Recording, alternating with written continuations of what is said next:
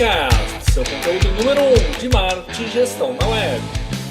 Bom dia, boa tarde, boa noite e principalmente nesse episódio, quem sabe uma boa ou uma terrível madrugada, que é onde acontece muito dos ataques hackers. E hoje nesse ConteCast de tecnologia, o assunto vai ser cibersegurança. Já teve sua conta invadida? Já perdeu a senha? Já compartilhou a senha com alguém que não devia? Já teve o celular clonado? Já teve o e-mail invadido? Isso vai ser um pouco da nossa pauta, da nossa conversa, com um especialista de mais de 15 anos de cibersegurança, Beethoven Dias, com quem tive a oportunidade de trabalhar no passado e tenho o prazer de dividir essa bancada, o microfone hoje. Seja muito bem-vindo ao ConteCast. Obrigado, Conte. Obrigado, pessoal, pela presença de todo mundo aí assistindo. E sim, cibersegurança eu esbarrei em cibersegurança por acaso. Eu era da área de rede e... Você foi invadido por ela? Fui, literalmente. Literalmente. Eu tava mexendo na rede e, por acaso, eu tava tentando entender o que estava acontecendo e, de repente, eu falei, ué, mas e se eu tentar isso? Uhum. E funcionou.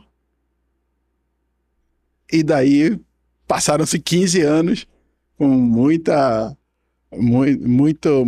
madrugada, muitos acontecimentos, de ver como mudou, de como era 15 anos atrás, que você não tinha problema com o telefone, seu telefone não era hackeado 15 anos atrás.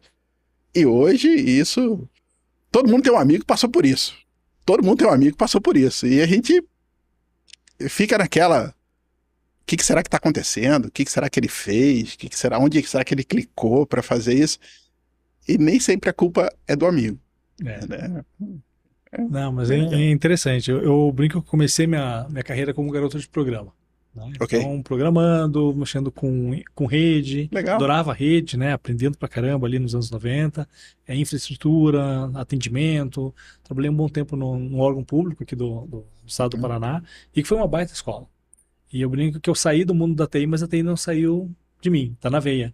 E Legal. aí depois me especializei em marketing, fui fazer toda uma carreira dentro de comunicação, de criação primeiro, depois de marketing, mas sempre ligado à internet, a e-commerce, à infraestrutura, à rede, à cibersegurança, onde a gente trabalhou junto também, vendendo software. Então, sempre respirando esses bits e bytes, né?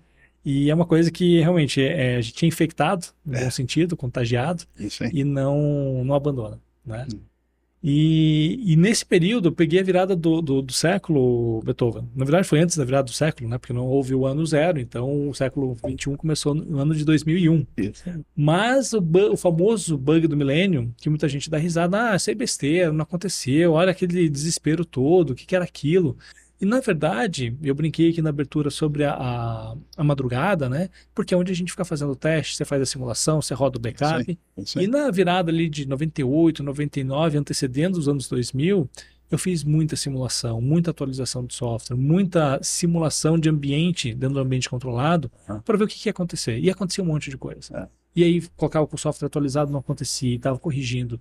Então, muito do que acontece de problema ou a prevenção do problema acontece nos bastidores. Isso. E que ninguém vê. Né? E aí a gente só dá risada, poxa, para que tanta preocupação, não aconteceu nada? Pois é, me agradeça. Né?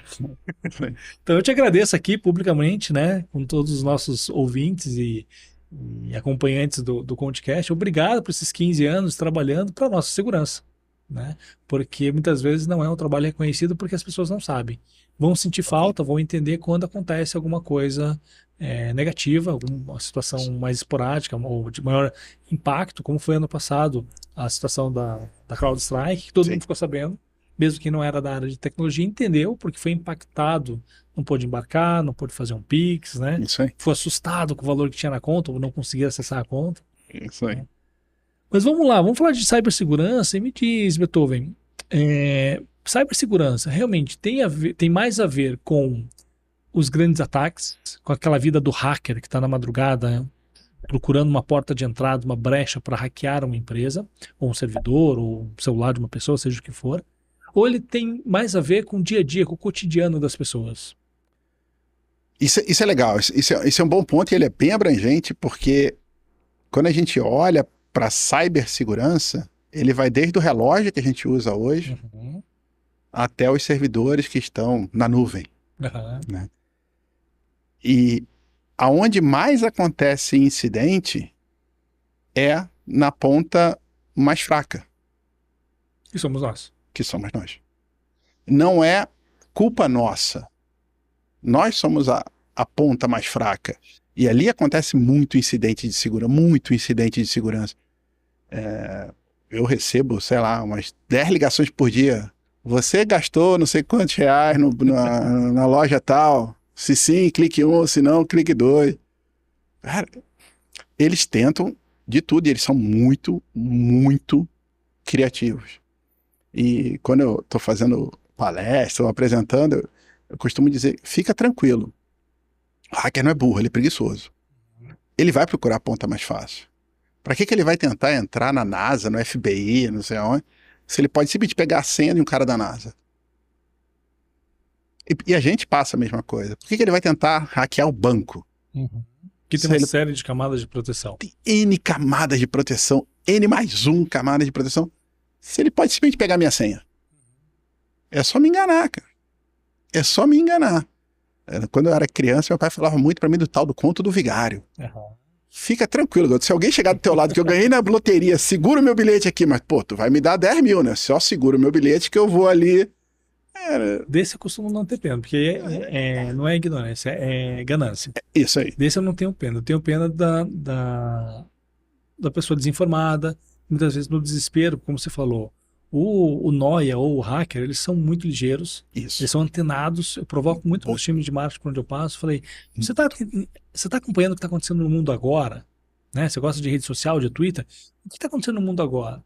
Porque o hacker está pensando em como ele cria um contexto para te impactar. Exato. E te puxar uma informação que ele precisa para roubar tua senha, para ter um acesso, para fazer uma engenharia social, né? Exatamente. E hoje, a gente tem um privilégio de passar por uma sociedade que tem várias pessoas que não nasceram vendo o computador, foram introduzidas ao computador, foram introduzidas à internet e agora usam o smartphone. Que perigo. Imagina, a pessoa, para falar com alguém, tinha que marcar a hora para ligar para aquela pessoa naquele horário, para falar com aquela pessoa naquele horário. Para hoje, você pega o telefone, simplesmente manda uma mensagem, a pessoa te responde daqui a 2 minutos, 3 minutos. A pessoa tá, você nem sabe aonde, se está no Japão. Cara, não interessa onde a pessoa está, ela vai receber a mensagem e vai te responder. E o hacker, o atacante, ele usa essa janela. Ele sabe que tem gente que não tem o menor... tem pouco contato com essa tecnologia, o computador e hoje o smartphone. E vai se aproveitar disso, ele está ali para isso. Né? E muito do que a cibersegurança pode chegar primeiro, isso é o que eu acho. Eu não gosto da segurança por obscuridade. Você fingir que não existe. Não, eu não tenho problema. Por quê? Porque eu não estou vendo, então não tenho problema. Pô, cara, não faz isso. Do avestruz, né? Enfia a cabeça no buraco e, não tenho problema. Tem. Conversa com o usuário. A culpa não é do usuário.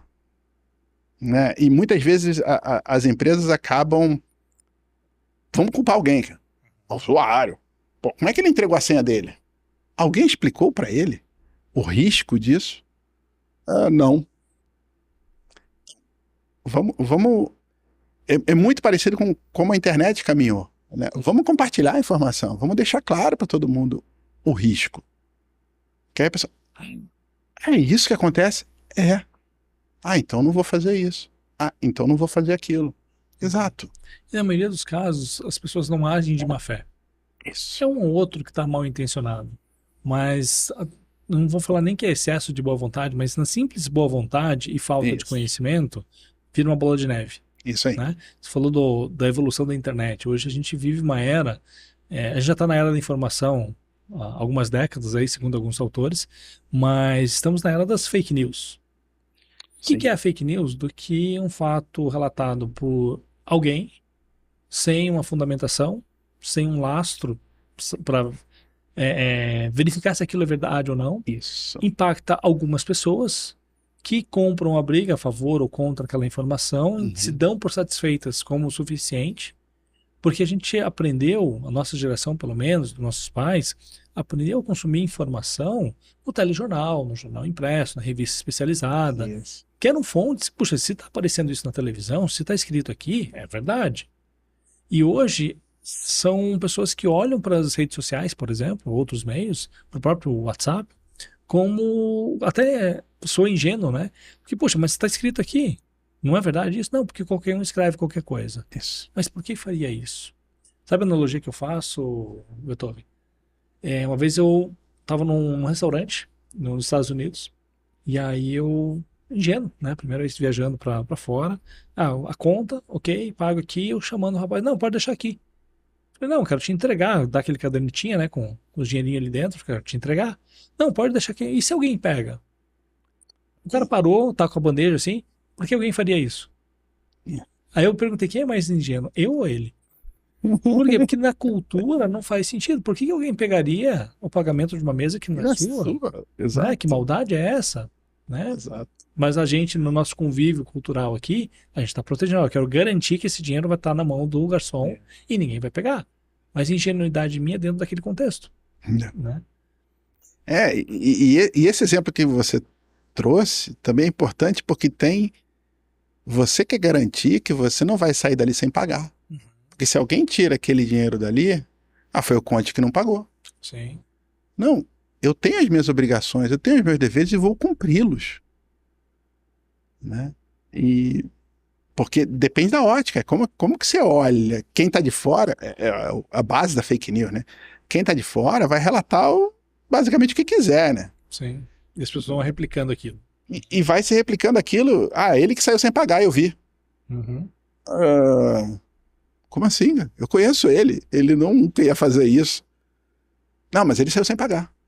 Naquele momento a sua reputação para o desconhecido não tem valor. Saiu sem pagar. Pronto. E isso afeta bastante. A cibersegurança também. Afeta bastante a cibersegurança. Quando tem qualquer incidente, tenta se achar o culpado, não interessa o quê.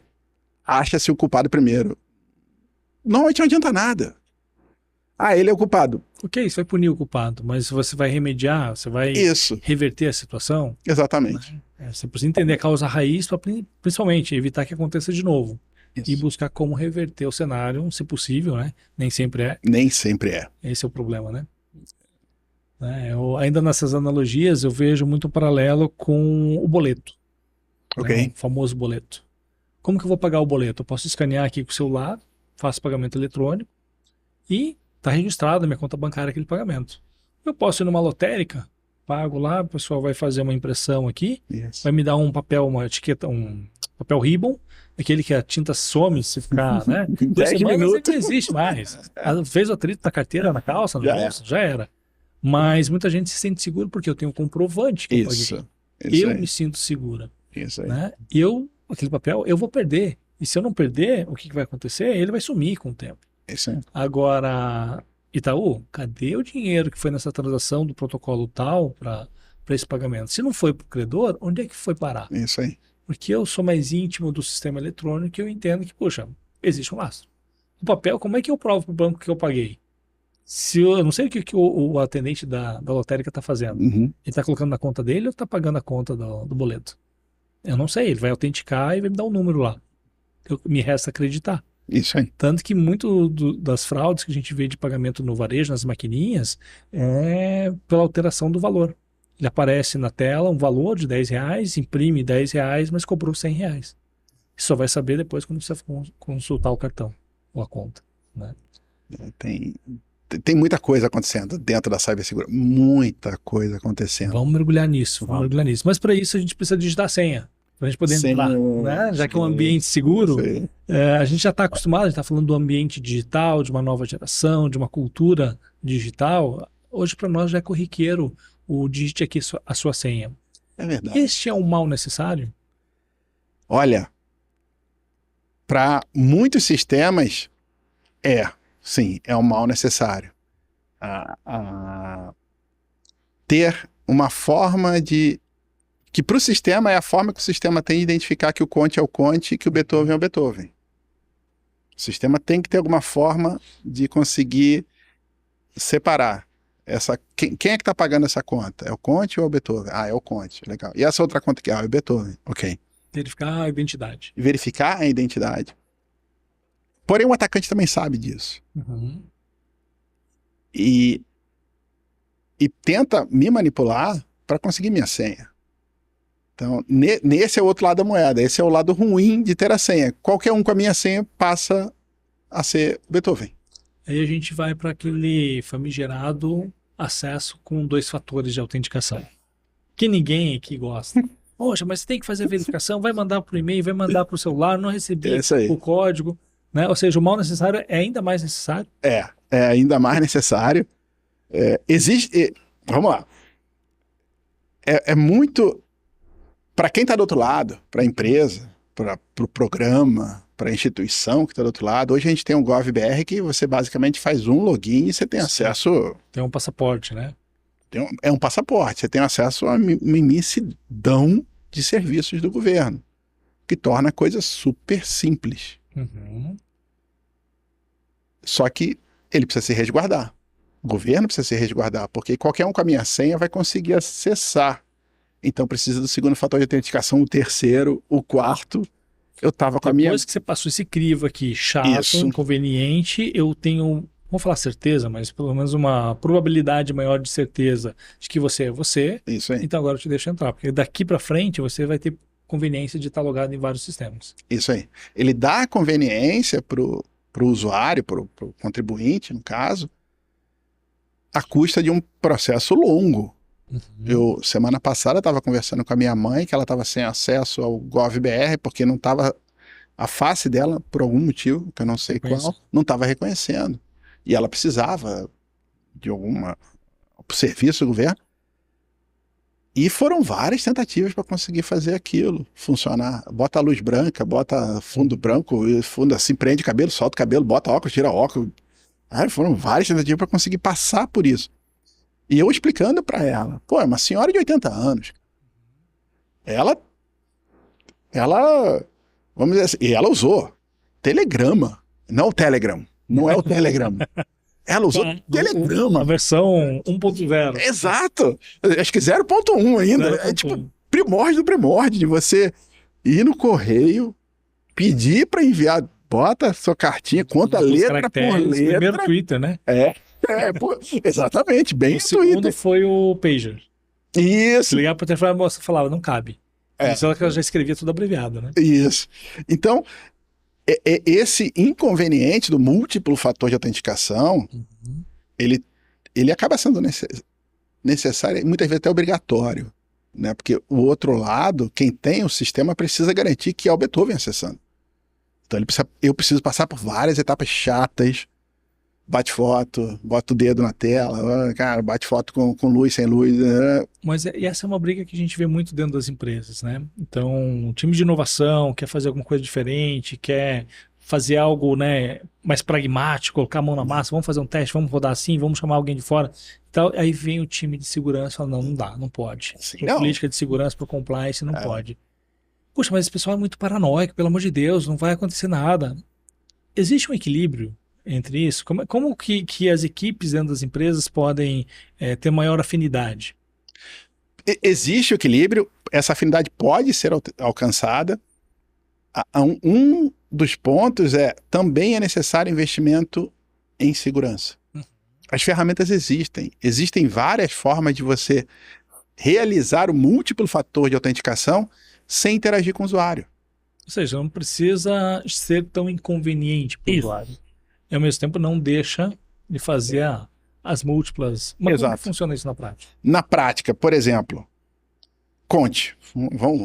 Estamos nós dois aqui conversando. Você vai ser meu exemplo. Ok. Você está lá em Londres e você vai acessar o BI da empresa. Pô, quantos views teve no último Contecast Tecnologia? 5.738. Quantos compartilhamentos teve? Você vai no seu BI e você consegue olhar isso. Só que como você está chegando de Londres, nesse caso, peraí, Conte, digita o token.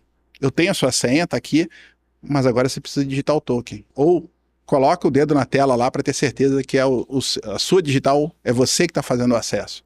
mas só nesse caso. Só quando você está em Eu Londres. tenho uma característica diferente no meu acesso Isso normal que foge do padrão. Isso aí, Então, peraí, me dá algo mais para eu saber se realmente é você. isso aí. É aquela história do Netflix. Puxa, na TV de casa nunca perde senha. Quando eu vou no vizinho, Bem, perde senha. isso Quando aí. eu for na casa do amigo, perde Sim. senha. Mas por quê? Puxa, Pô, mas eu sou eu. já aluguei uma vez aqui, Exato. né? Mas, puxa, faz 3 meses que você logou aqui. É. E a maioria dos teus acessos, principalmente os recentes, são no outro Isso endereço, no outro endereço de IP, em uma outra cidade. E você quer logar aqui de novo? Será que é você? É.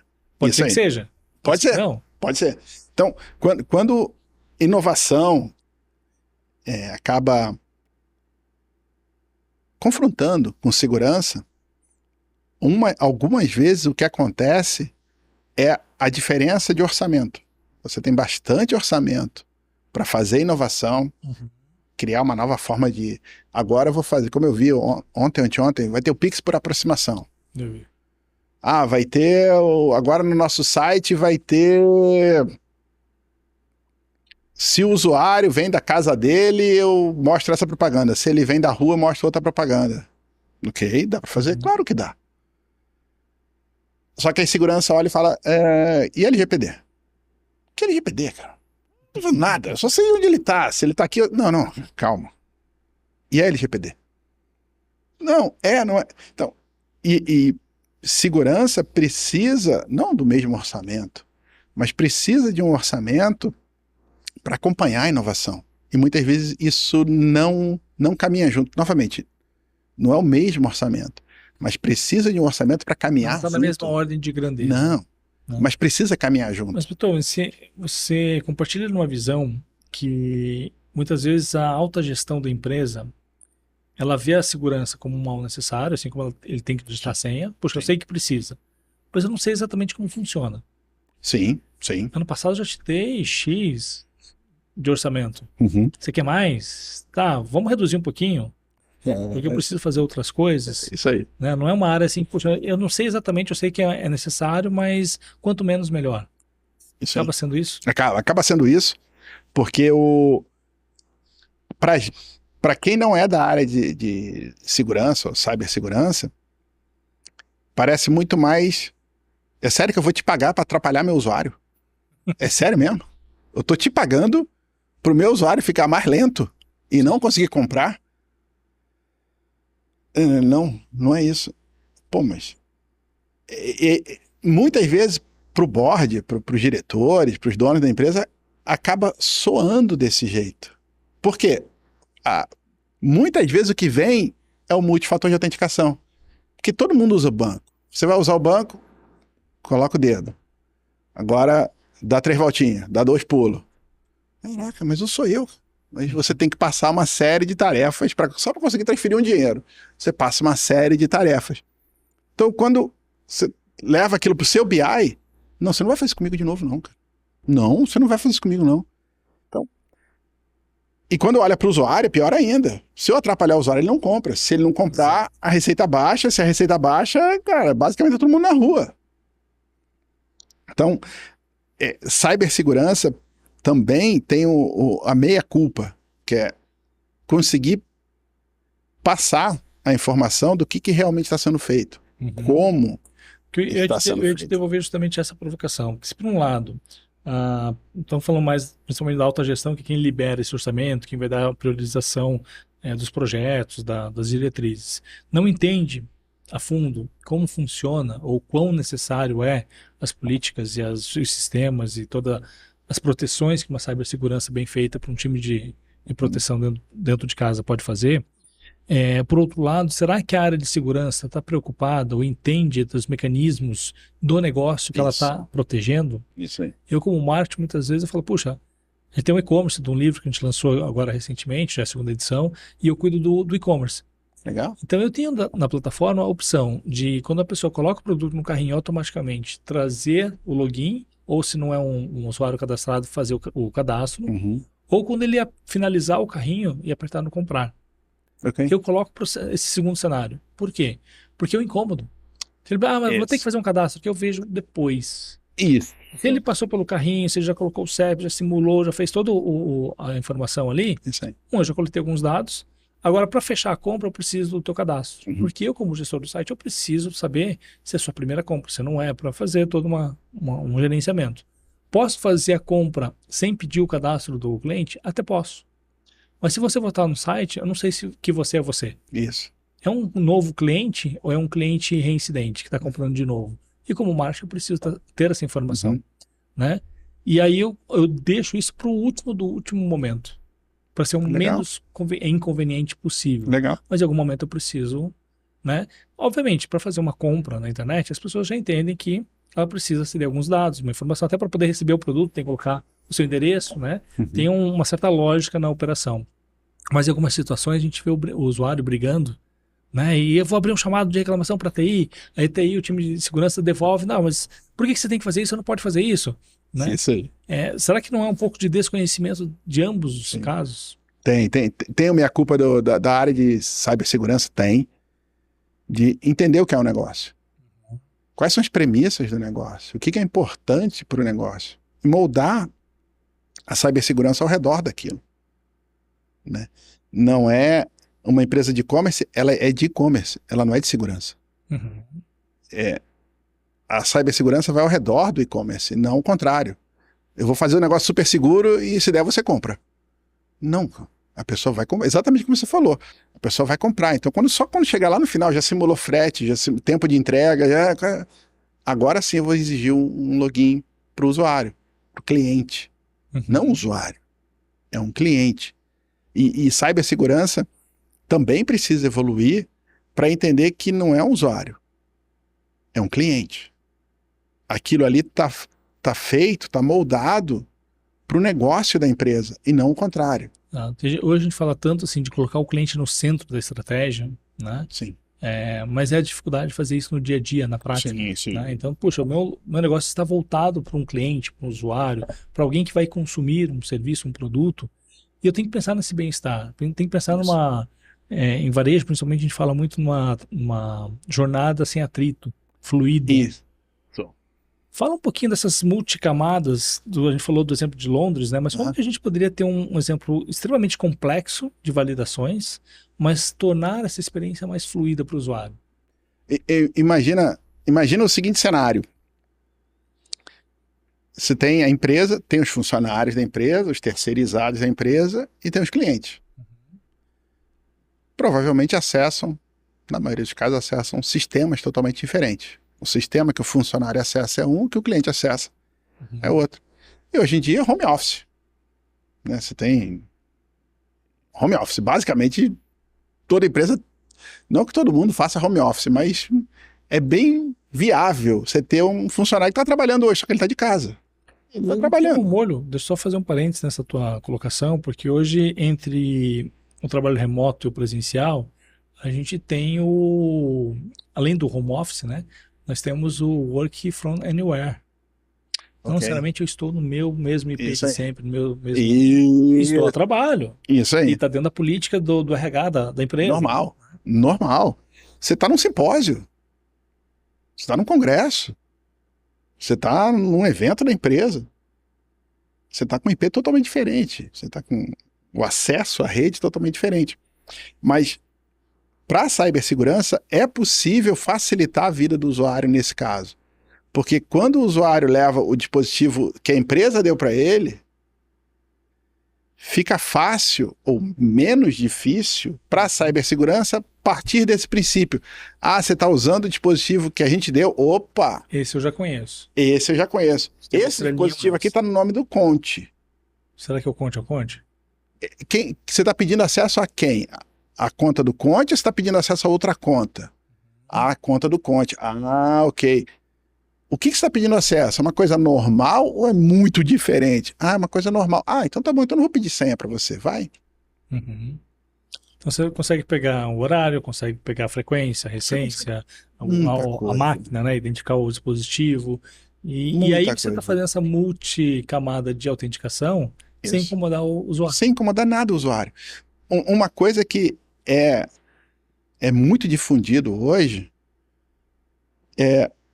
não é muito difícil você identificar que, nesse exemplo, é a máquina do Conte tentando fazer acesso, mas, sei lá, Você se conectou num Wi-Fi falso e conseguiram, de alguma forma mágica quase, conseguiram colocar um botzinho dentro da sua máquina.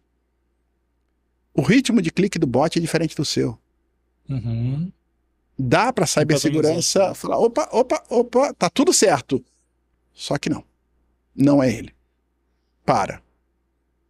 Notifica, pede pro Conte levar o PC dele para TI, cara. Vou gerar um incômodo, mas para esse único usuário... É para ele nessa situação. Não é para todo mundo. Então todo mundo... Eu também costumo...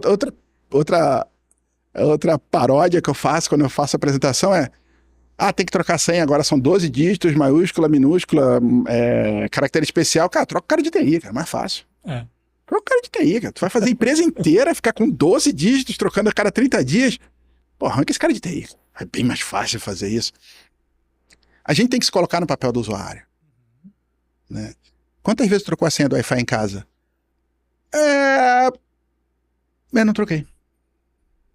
A gente é usuário, a gente sabe disso. Não é legal ficar trocando senha. Não é legal.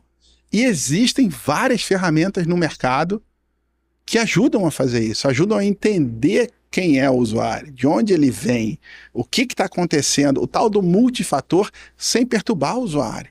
Então, deixa eu fazer uma pergunta, Beethoven. A gente está falando aqui, e depois eu quero voltar nessa questão cultural do usuário dentro da empresa, né, da política da senha, que muitas vezes, quando você falou, quando eu tenho que trocar a senha uma vez por mês, uma senha gigante, com 12 caracteres, que eu não consigo criar uma lógica para poder memorizar, a gente é esperto, né? A gente anota no post-it e cola no monitor. É boa. Pronto, eu não preciso mais saber a senha. Tá ali, eu copio todo dia, eu e qualquer um que se passar na minha estação de trabalho. Isso aí. Né? Mas antes de falar dessa cultura, dessa educação, vamos desmistificar um pouquinho mais aqui. Quando a gente fala de cibersegurança, de segurança da informação, a gente está falando exclusivamente de senha, de firewall, ou existe uma profundidade maior nisso? Legal. Existe uma profundidade bem maior nisso do que a senha. Eu escutei que minha empresa tem um tal de firewall. Não sei o que é esse fogo faz, mas, cara, tem alguma coisa ali. E a danada da senha. Mas existem muitas outras características da cibersegurança, né? Olhar comportamento, olhar fluxo, entender. É muito parecido com quem tem filho. Seu filho, toda vez que ele chega da escola, ele passa na cozinha e vai pro quarto. Vai pra sala, assistir TV. Um belo dia ele foi direto pro quarto. Você vai olhar. Você vai olhar, ô filho. E aconteceu alguma coisa. É o fluxo, cara. Peraí. Tá errado. Eu preciso ver o que tá acontecendo. Não, fica tranquilo. É só seu filho ou sua filha. Não, deixa lá. Você não vai fazer isso. Você vai até lá pra ver o que é. E quando a gente leva isso pra cibersegurança, é a mesma coisa. Se você tem um determinado fluxo, de repente... mas foi só um desvio uma vez. Sim, vai lá olhar. Vai olhar. É o suficiente muitas vezes. Né? Muitas vezes é o suficiente. Muitas vezes é o suficiente. Da mesma forma que eu não gosto da segurança por obscurecência, de fingir que não existe o buraco do avestruz, eu não gosto dessa questão de... Não, foi só um evento.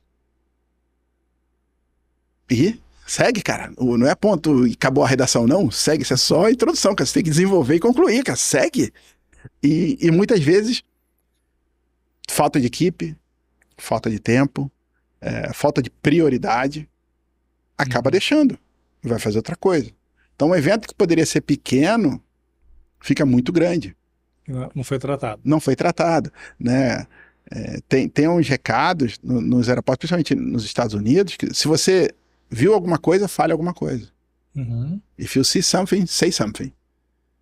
Isso é válido para segurança cibernética, porque se você viu alguma coisa, vai atrás daquilo. Deixa disponível, fala para alguém, tipo, exato. Chamou atenção. Exato. E não penalizar o usuário. E muitas vezes o que acontece é penalizar o usuário. O usuário que, imagina, o usuário fala, olha, aqui tá dizendo que eu fiz o login. Tem alguns sistemas que a gente entra que fala, a última vez que você fez o login foi ontem. Ontem eu não fiz login, cara. Fiz login na sexta-feira. No domingo eu não entrei. Fala. Só que muitas vezes, o medo do usuário de ser penalizado. Sim. Porque vai estourar nele. Peraí, como assim? Então você perdeu sua senha. E Não. a gente chega na questão da cultura, né? Então, assim, a cultura da punição, para servir de exemplo, ninguém fazer igual, ao invés de uma cultura de educação. Isso. Explicar para o usuário, olha, eu sei que é inconveniente trocar a senha. Não coloca ela no monitor, que é pior, porque alguém vai, mesmo sendo inconveniente, você está baixando o nível de segurança. Isso aí. E deixar claro por quê. Por que isso é muito ruim? Uhum. Mas quem é que vai querer meu usuário? Não tenho nada de importante. Eu não tenho nada, cara, eu não sei nada, eu sou... Acho que isso é um bom ponto para a gente falar, né? Dos privilégios de acesso, Sim. de um login, de uma senha, de alguém. Puxa, talvez eu, como estagiário, eu tenha pouco acesso. O estrago seja pequeno, né? Mas assim como a gente já viu, já conversou com alguns gestores de TI, que ele tem a senha do modo Deus da rede, que é uma senha que não é a do administrador, do fulano de tal. É a senha do modo Deus. Isso aí. Quando ele precisa daquele privilégio, ele vai logar com aquilo. E essa é uma política de segurança, de não ser, puxa, a minha, Alexandre Conte, tem acesso ao modo Deus. É conveniente para mim? Claro. Mas não tem que ser para mim. O modo Deus ele vai entrar em alguns momentos para fazer a divindade. Isso. Né? Isso. No dia a dia, eu sou um usuário com um pouquinho mais de acesso, mas eu não preciso todo aquele potencial. Exatamente. Porque vai que eu sou infectado. Isso. Sou atacado. É aplicar a lógica de negócio ali também. Uhum. Isso é o que eu acho que é importante, e muitas vezes a gente, na área de cibersegurança, a gente acaba não reportando isso da melhor maneira. Não é que você não vai ter acesso. Negócio não precisa que você tenha esse tipo de acesso. Uhum. Não sou eu que estou falando. Porque o acesso não é pessoal. Exato. Não é o CPF. É negócio, cara. Isso é negócio. Naquela lógica, o cliente está no centro, então a gente vai entregar serviços para o cliente. Se você não é responsável por esse serviço, você não precisa de acesso.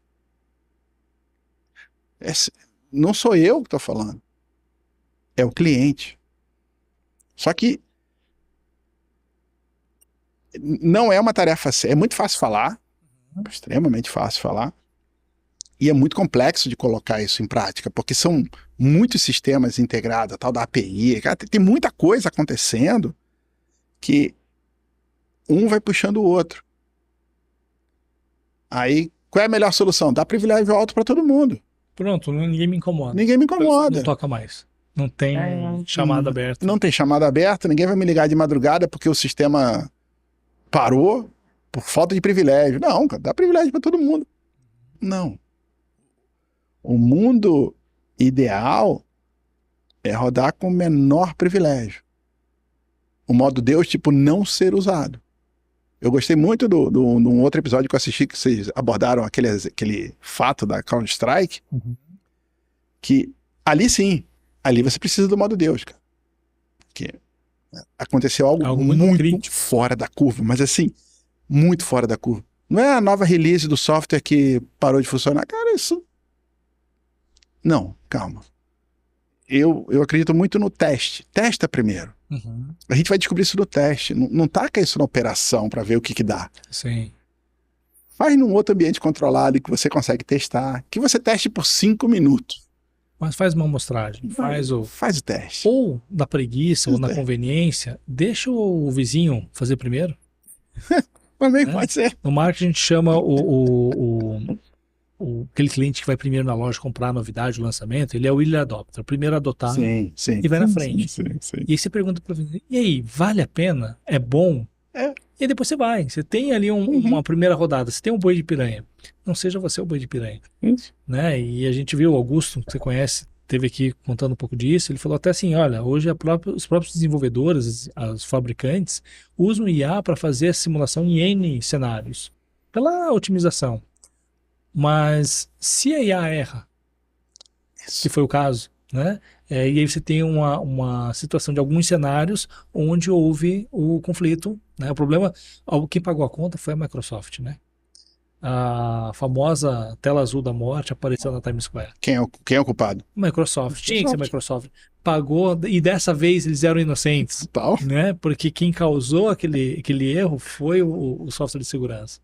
Né? Mas, Beethoven, você falou da API, eu quero te provocar de uma situação de API, mas coloca para quem está nos acompanhando aqui algumas camadas. Então, puxa, lá no endpoint eu tenho uma camada de segurança, de senha do usuário, eu tenho políticas de acesso como uma camada, eu tenho um firewall que você falou, puxa, está filtrando o que está entrando, o que está saindo, por que porta, né, qual protocolo. Quais outras camadas a gente tem para fazer, digamos, uma blindagem de um ambiente corporativo?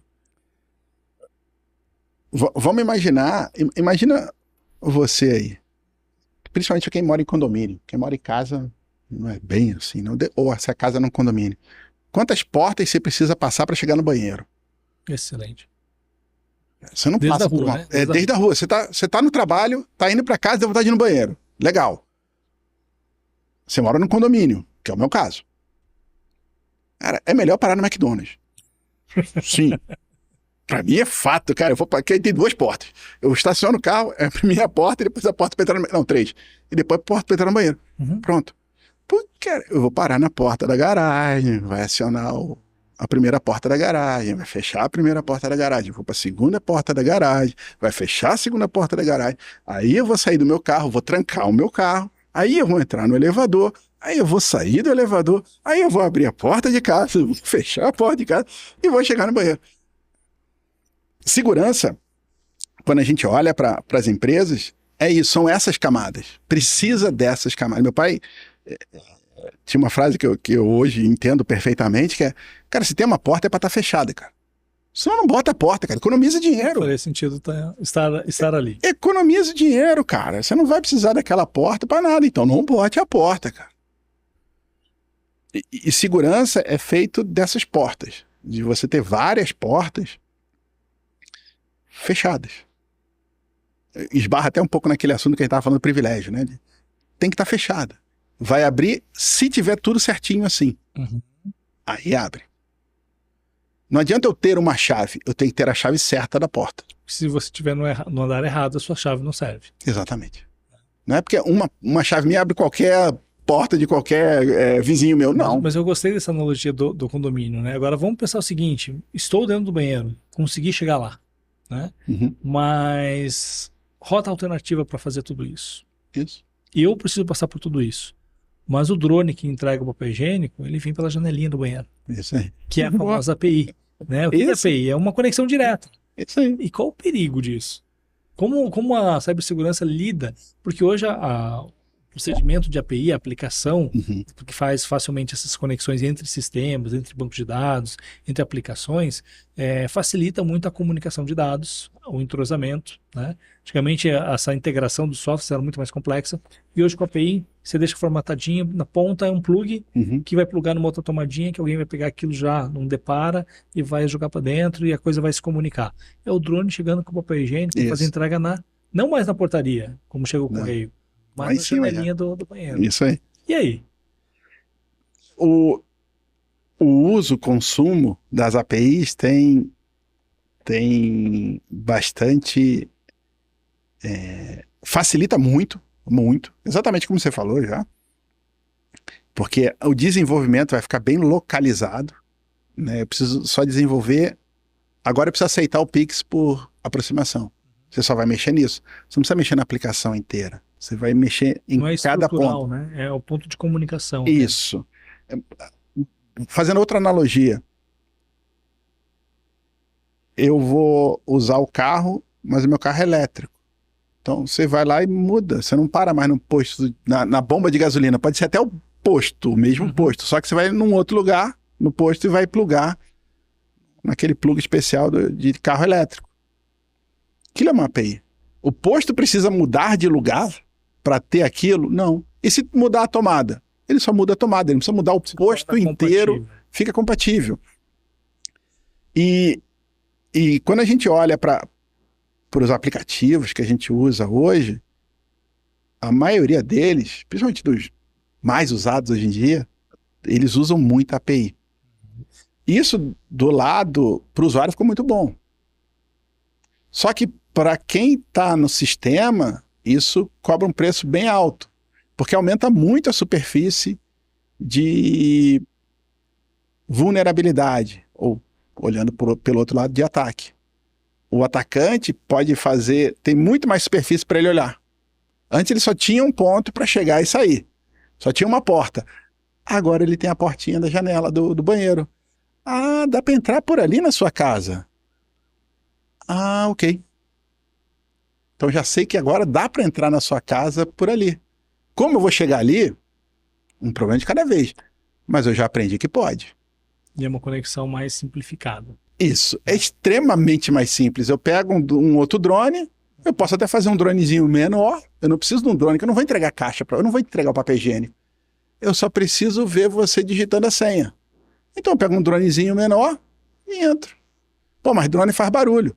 É, faz barulho. Você está acostumado. O drone vem entregar o papel higiênico. Então você, pô, É mais um drone chegando. minha mulher deve ter comprado alguma coisa.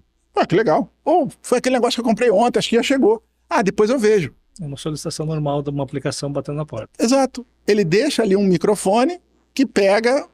Quem é que nunca falou a senha quando está digitando? Uhum. K4, 9, 7, asterisco, vírgula, parêntese. Ah, tá. Pronto. Sabe falo muito isso em palestra, em sala de aula. Acabo entrando um pouco nisso na questão da política de segurança. As pessoas falam, poxa, mas esse negócio de LGPD vai veio só para complicar a nossa vida. E pelo amor de Deus, não serve para nada, só para atrapalhar. Aí eu falo assim, poxa, eu concordo com você, atrapalha pra caramba. Por outro lado, nos protege pra caramba. Ah, mas proteger do quê? Não precisa. Eu falo assim, o fato de você desconhecer a consequência já é o primeiro fator de necessidade de uma lei que nos proteja. Porque não precisaria de uma lei se a gente tivesse uma boa prática, tivesse um comportamento adequado. Mas Beethoven, as pessoas ainda falam seu CPF em voz alta na fila do supermercado para colocar o CPF na nota, né? Não que o CPF seja um dado difícil de se conseguir hoje na internet, né? Você consegue fácil, mas a pessoa fala. Por quê? Porque ela não vê a maldade disso. Isso aí. Mas se eu tiver seu Isso aí. CPF mais 2 ou 3 dados, eu abro uma conta bancária, eu crio uma conta no aplicativo, eu crio um e-mail e eu consigo me passar por você para N sistema. Isso. Muitas vezes a gente peca pelo excesso. A gente quer coisa simples. E tem que ser muito simples. Nem sempre dá para ser tão simples assim. Tem um exemplo bem corriqueiro. Vários estados têm a nota... Cada um chama do nome. Nota eletrônica, nota feliz, nota isso, nota aquilo. E você consegue desconto do IPTU, desconto em vários impostos. Alguém já parou para ver quantos centavos tem direitinho que tem ali? Na conta corrente, normalmente a gente olha. Mas e ali? E se sumir 10 centavos? E esse é o caso famoso de um grande hacker, né? Que ele caiu justamente porque ele fazia movimentação de centavos. Ele pegava a lista dos top 100 da Forbes e invadia a conta dessas pessoas no banco e movimentava centavos. O cara com milhões, bilhões, está olhando centavos a mais, a menos na transação, né? Então fez uma transação e ele botava lá 8 centavos. Só que se em toda a transação, né, era um número aleatório ali, teve um ano, se eu não me engano, acho que foi na Flórida, que teve uma super safra de laranja, valorizou por uma situação de mercado, de commodity, e naquele ano entrou, sei lá, o seu João na fila dos top 100 da Forbes, ficou lá em 98. E o seu João olhava o extrato impresso, que diabo esses 8 centavos aqui? Mas esse aqui não foi o valor que eu paguei. Okay. E ele ia infernizar a vida do gerente. E o gerente infernizava, passava para frente. Sim. Chegou no antifraude, o antifraude foi investigar, e aí chegaram no hacker que estava fazendo isso há anos, com N contas, né, e movimentando milhões em cima de centavinhos. Né? Então, por favor, Beethoven, para a gente encerrar aqui, sua consideração final, mas principalmente um aviso, um alerta, um recado para quem está nos acompanhando sobre segurança. Bom, pessoal, primeiro, Conte, muito obrigado pelo tempo. Muito obrigado. Pela disponibilidade, né? E ter aceitado o convite, ter vindo encarar esse nosso público aqui. Muito obrigado. Se você puder, como o Conte pediu, um conselho: não repita a senha. Não repita a senha. Em nenhum lugar. Nenhum lugar. Né? Essa repetição que pode acontecer dessa senha vazar nesse um lugar e ser utilizada em outro. Porque é a mesma senha. Faça o impossível para não repetir senha. Né? Eu sei, a equipe de TI da sua empresa, da empresa que você trabalha, está pedindo para botar maiúscula, minúscula, caractere especial, tudo aquilo. Faça. Mas principalmente, não repita a senha. Em lugar nenhum. Ah, são 4 dígitos. Bote 4 dígitos diferentes, são só 4 dígitos. Bote 4 dígitos diferentes. Se você tem a sua rede social, use uma senha diferente do seu e-mail. Use senha diferente no seu e-mail. Por favor. Por favor, cara, faça isso. Faça isso. Porque se ela por acaso vazar na internet, você só vai ter um problema. Você não vai ter vários problemas. Muito obrigado. Parabéns, Conte, pela iniciativa de trazer essa informação para todo mundo. Isso é importante. Eu acho que quanto mais a gente conversar sobre isso, melhor para todo mundo, melhor para a gente aprender. Temos que quebrar os tabus, né? Sim. Colocar literalmente esse papo na mesa. Sim, sim. Muito obrigado. Muito obrigado pelas contribuições também. Para você que nos acompanhou até o final, esse foi mais um ConteCast Tecnologia, seu conteúdo número 1 de marketing e gestão na web.